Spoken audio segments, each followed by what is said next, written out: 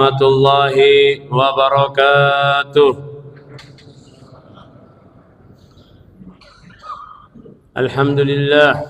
Alhamdulillahilladzi akramana bisyahril azim, bisyahril mubarak alladzi fihi lailatun khairum min alfi syahr. Ashhadu an la ilaha illallah wahdahu la syarika lah, wa ashhadu anna sayyidina Muhammadan abduhu wa rasuluhu al-mab'uts ila sairil ajimi wal a'rib. Allahumma salli ala sayyidina Muhammadin wa ala alihi wa sahbihi ajma'in, amma ba'd. Rabbi shrah li sadri wa yassir li amri wahlul 'uqdatam min lisani yafqahu qawli. Subhanaka la ilma lana illa ma 'allamtana innaka antal alimul hakim. Wala haula wala quwata illa billahil aliyil azim. Alhamdulillah, segala puji kehadirat Allah Subhanahu wa taala atas rahmat dan hidayahnya lah, serta pada pagi hari ini kita bisa berkumpul di masjid ini untuk melakukan ibadah salat subuh secara berjamaah, yang mana banyak daripada kenikmatan daripada Allah Subhanahu wa taala yang Allah telah karuniakan kepada kita. Allah telah memberikan kita keimanan, keislaman. Allah telah memberikan kita kesehatan. Di mana di bulan Ramadan ini kita mampu untuk menjalankan ibadah puasa yang insya Allah kita akan jalankan selama 30 hari atau 29 hari dalam keadaan sehat wal afiah. Salawat serta salam senantiasa kita haturkan kepada Nabi Muhammad sallallahu alaihi wasallam, Nabi yang satu-satunya hamba Allah yang mampu menyelamatkan kita kelak di hari kiamat, yang kita harapkan daripada syafaatnya. Oleh karena itu kata Rasulullah sallallahu alaihi wasallam, aulan nasi bi yaumal qiyamah aktsaru shala ilayya. Sesungguhnya orang yang paling dekat kelak denganku di hari kiamat adalah orang-orang yang paling banyak berselawat kepadaku. Oleh karena itu mari kita berselawat kepada Nabi Muhammad sallallahu alaihi wasallam. Allahumma salli ala sayyidina Muhammad wa ala ali sayyidina Muhammad. Ma'asyaral subuh yang dirahmati Allah Subhanahu wa taala, karunia yang besar daripada Allah Subhanahu wa taala yang telah diberikan kepada kita, yang mana di antara karunia itu yaitu dengan kita diperintahkan oleh Allah Subhanahu wa taala untuk berpuasa. Kenapa? Karena kata Allah Subhanahu wa taala, kutiba alaikumus syiyam kama kutiba alal ladzina min qablikum la'allakum tattaqun. Telah diwajibkan atasmu sebagaimana kami telah wajibkan pada orang-orang yang sebelum kamu, untuk agar supaya kalian semua bertakwa kepada Allah Subhanahu wa taala. Jadi salah satu jalan untuk menempuh ketakwaan kepada Allah Subhanahu wa taala yaitu dengan berpuasa. Jadi seakan-akan Allah Subhanahu wa taala memerintahkan kepada kita untuk berpuasa agar supaya apa? Agar supaya kita bertakwa kepada Allah Subhanahu wa taala. Yang mana kita ketahui bahwa Allah Subhanahu wa taala tidak membutuhkan apapun daripada hambanya. Kita beribadah, bersujud kepada Allah Subhanahu wa taala ataupun tidak bersujud kepada Allah Subhanahu wa taala, itu tidak akan berefek kepada ketuhanan Allah Subhanahu wa taala. Tetapi Allah Subhanahu wa taala ingin memuliakan kita sebagai umat Rasulullah sallallahu alaihi wasallam. Allah mau mengunggulkan kita dibandingkan umat-umat sebelumnya agar kita mendapatkan derajat yang tinggi di sisi Allah Subhanahu wa taala. Dan ternyata Allah Subhanahu wa taala tidak cuma memberikan kita perintah untuk berpuasa agar kita bertakwa kepadanya, tetapi Allah Subhanahu wa taala memberikan kita juga bulannya, yang mana bulan Ramadan ini yaitu bulan yang agung, bulan yang mulia, bulan yang penuh rahmat, bulan yang penuh dengan ampunan, bulan yang penuh dengan hidayah daripada Allah Subhanahu wa taala.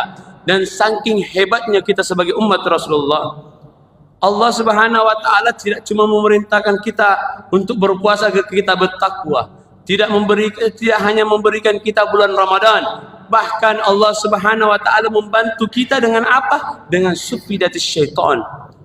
Allah memenjarakan syaitan. Jadi seakan-akan Allah Subhanahu wa taala ini ingin mempermudah kita untuk mendapatkan derajat ketakwaan di sisinya, agar kita lebih khusyuk daripada beribadah kepadanya. Dan ternyata tidak sampai di situ Allah berikan kita karunia, Ternyata Allah Subhanahu wa taala memberikan lagi kita satu malam, yang mana malam ini lebih baik daripada 1000 bulan. Kalau kita melihat daripada sejarah, daripada bagaimana terjadinya, bagaimana Allah Subhanahu wa taala menurunkan surat Inna anzalnahu fi lailatul qadar atau surat Al-Qadar. Ketika Rasulullah sallallahu alaihi wasallam sedang bermunajat, beliau dibukakan pintu-pintu oleh Allah, beliau melihat ada satu kaum, ada satu nabi yang namanya Nabi Sam'un. Ada yang mengatakan beliau ini orang soleh, ada yang mengatakan beliau ini nabi. Beliau ini berjihad di jalan Allah Subhanahu wa taala ini selama 80 tahun. Jihadnya saja untuk melawan pemerintahan yang zalim itu, beliau itu berjihad selama 80 tahun. Kemudian Rasulullah sallallahu alaihi wasallam tersentuh hatinya. Ya Allah, bagaimana dengan umatku? Umat-umat terdahulu itu jihadnya saja 80 tahun. Tapi wajar karena mereka itu bodinya besar-besar, kuat-kuat, umurnya panjang-panjang. Sedangkan umatku ini orangnya kecil-kecil, lemah, dan umurnya pendek-pendek. Tidak pakai lama karena Rasul dengan cintanya Allah Subhanahu wa taala kepada Rasulullah sallallahu alaihi wasallam, Allah menurunkan ayat, Allah menurunkan surat Inna anzalnahu fi lailatul qadar wa ma adraka ma lailatul qadar, lailatul qadri khairun min alfi syahr. Ini berkat kemuliaan daripada Rasulullah sallallahu alaihi wasallam, berkat rasa cinta Rasulullah sallallahu alaihi wasallam kepada kita, sehingga Allah Subhanahu wa taala menggantikan kita satu malam di bulan Ramadan ini, yaitu lebih baik daripada 1000 bulan. Kata-kata lebih baik ini, para ulama mengatakan bahwa lebih baik ini tidak diketahui berapa jumlahnya. Jadi bukan 1000 bulan, lebih baik daripada 1000 bulan. Berarti kebaikan-kebaikan yang lebih jauh lebih baik daripada angka-angka 1000 bulan itu sendiri. Oleh karena itu mari kita bersyukur kepada Allah Subhanahu wa taala, karena tidak ada lagi kenikmatan yang akan diberikan kepada kita. Kalau di bulan Ramadan ini saja kita tidak bisa memperbaiki diri. Kalau di bulan Ramadan ini saja kita tidak bisa betul-betul beribadah kepada Allah Subhanahu wa taala, bagaimana kalau kita berada di luar Ramadan? Padahal dengan pemberian-pemberian Allah Subhanahu wa taala, dengan semua karunia Allah Subhanahu wa taala kepada kita di bulan Ramadan ini, Allah bukakan pintu langit, Allah bukakan pintu surga, Allah tutup pintu-pintu neraka, Allah penjarakan syaitan, Allah lipat gandakan semua pahala-pahala ibadah kita. Kata Rasulullah sallallahu alaihi wasallam, man taqarraba bi khaslatin minal khair kaman ada faridatan fi ma siwahu. Barang siapa yang berbuat baik di bulan Ramadan ini, maka Allah akan ganti sama halnya dia telah melakukan ibadah fardi, ibadah wajib daripada luar Ramadan. Kurang apalagi rahmat daripada Allah. Tapi ternyata masih ada orang-orang yang merugi di bulan Ramadan ini. Kata Rasulullah sallallahu alaihi wasallam, ada lima orang yang mendapatkan kerugian di bulan Ramadan ini. Yang pertama adalah orang yang menganggap bulan Ramadan ini seperti bulan-bulan biasanya. Orang yang menganggap remeh daripada bulan Ramadan. Ini adalah orang-orang yang rugi daripada umat Rasulullah sallallahu alaihi wasallam. Bagaimana kita bisa menganggap Ramadan ini biasa? Ya, memang kalau kita melihat hari-harinya, kita menghitung hari Senin, Selasa, Rabu, Kamis, Jumat, tanggal 1, tanggal 2, ya. Kata Allah Subhanahu wa taala, ayyaman ma'dudat.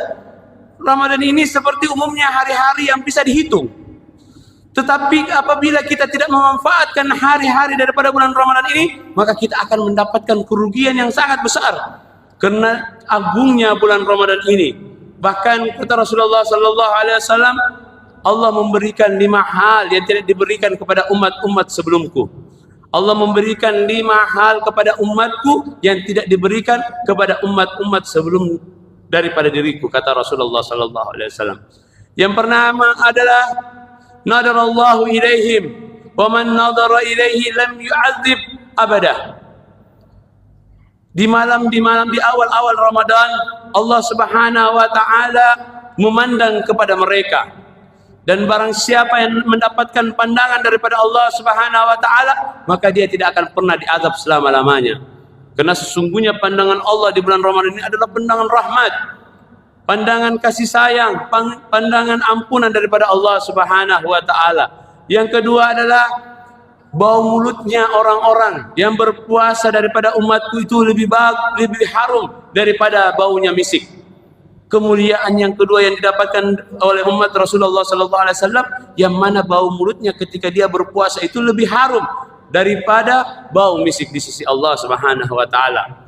Yang ketiga, yang kemuliaan yang diberikan kepada Allah Subhanahu wa taala kepada kita umatnya Rasulullah, yaitu senantiasa para malaikat beristighfar pagi dan malam kepadanya. Kalau kita beristighfar, Pak, bisa diterima, bisa tidak, mungkin. Tergantung kadar-kadar keimanan kita. Tetapi kira-kira kalau malaikat yang mengistighfarkan kita, apakah mungkin Allah tidak mengampuni kita? Saking mulianya bulan Ramadan ini, malaikat saja ikut serta untuk mengistighfarkan kita. Oleh karena itu manfaatkan bulan Ramadan ini. Yang keempat, kata Rasulullah sallallahu alaihi wasallam, yang keempat ialah sesungguhnya mereka itu mendapatkan ampunan daripada Allah Subhanahu wa taala di akhir Ramadan. Di akhir Ramadan ini kita akan mendapatkan ampunan daripada Allah Subhanahu wa taala. Maka oleh karena itu kita manfaatkan di akhir Ramadan ini, khususnya di 10 Ramadan ini, dan lebih khusus lagi di malam-malam ganjil. Yang kata ulama, sebagian besar ulama mengatakan bahwa kejadian-kejadian daripada malam Lailatul Qadar itu banyak terjadi di malam-malam ganjil di 10 terakhir. Seperti tadi malam ini, mudah-mudahan kita mendapatkan malam Lailatul Qadar. Karena di malam 27 itu para ulama banyak mengatakan yang paling sering terjadi malam Lailatul Qadar itu di malam 23, malam 27. Dan mudah-mudahan Allah Subhanahu wa taala mengkaruniakan kita malam Lailatul Qadar. Saking hebatnya daripada bulan Ramadan ini, sampai-sampai para sahabat bertanya, ya Rasulullah, apakah ini yang dinamakan malam Lailatul Qadar? Kata Rasulullah sallallahu alaihi wasallam, bukan. Tetapi tidakkah kalian melihat orang-orang yang bekerja, setelah mereka melakukan pekerjaan yang sangat berat, mereka mendapatkan balasan atau mendapatkan bayaran daripada bosnya atau daripada tuannya. Seperti halnya ini, apabila kita melaksanakan perkara-perkara yang utama ini, maka Allah Subhanahu wa taala akan membalas kita, akan membayar kita dengan jannahnya, dengan surganya insyaallah. Kata kemudian yang kedua, orang yang merugi adalah orang yang tiba-tiba alim hanya di bulan Ramadan. Mereka ini di luar bulan Ramadan ibadahnya biasa-biasa saja. Bahkan kadang mungkin bolong-bolong.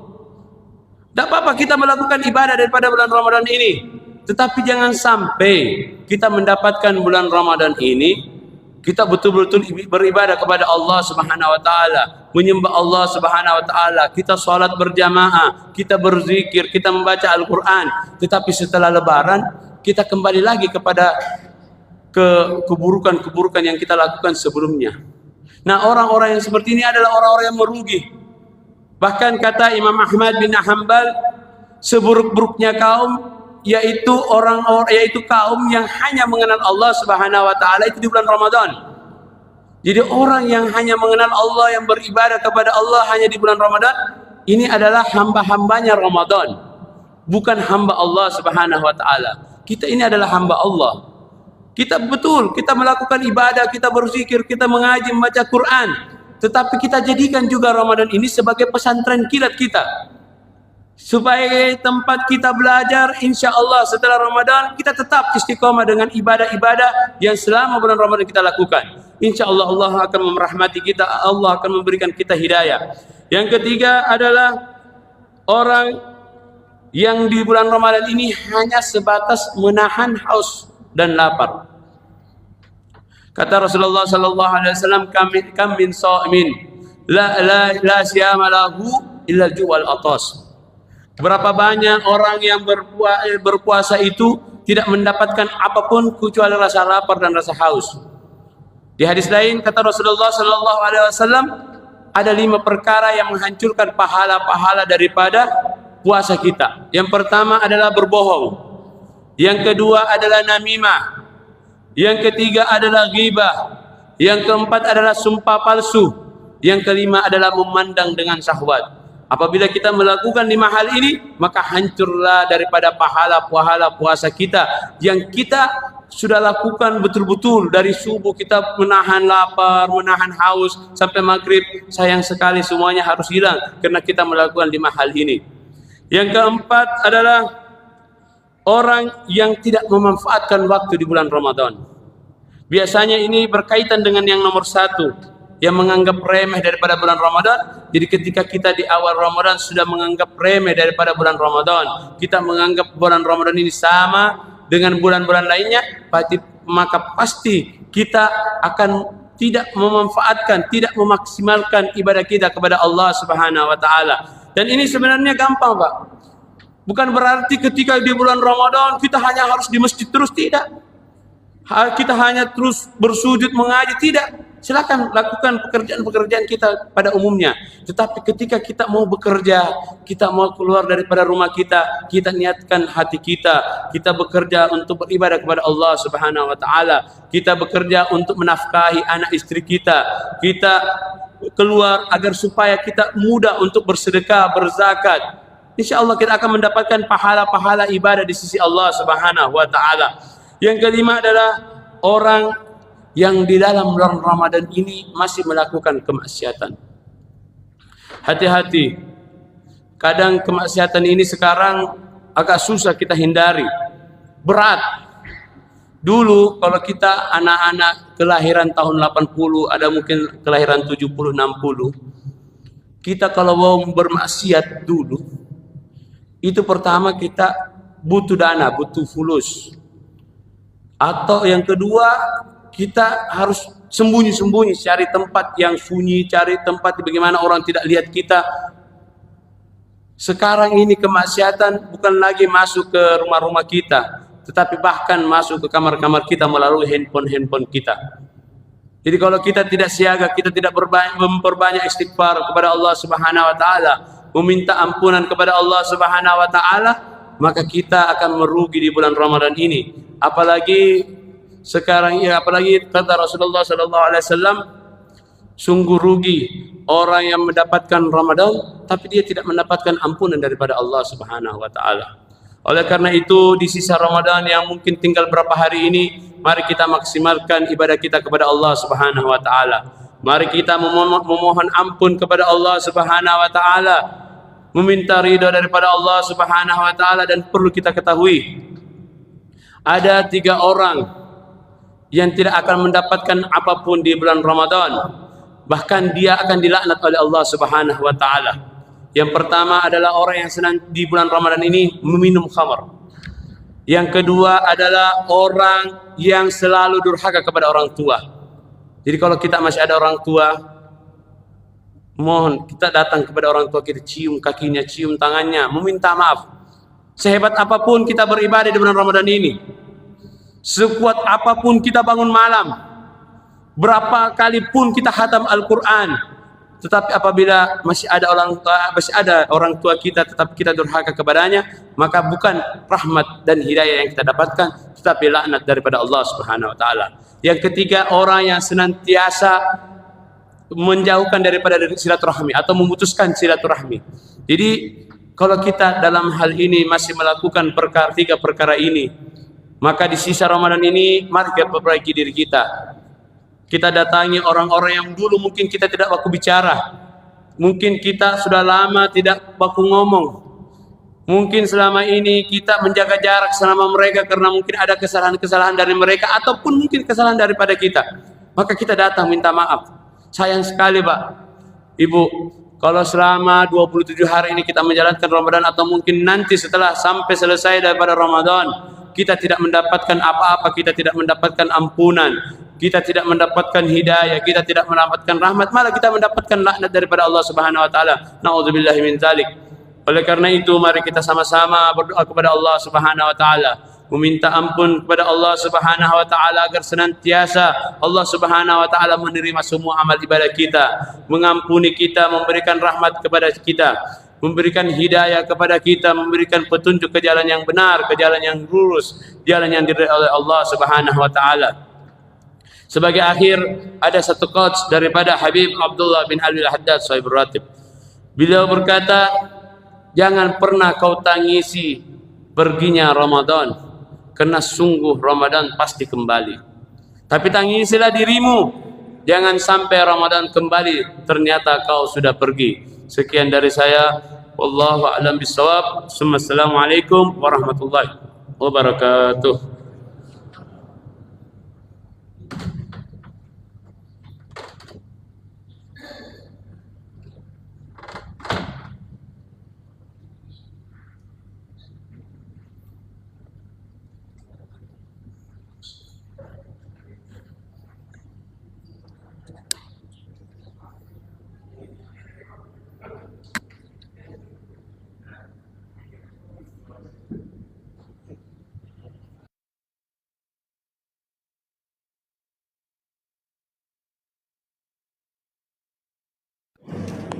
Jatuh.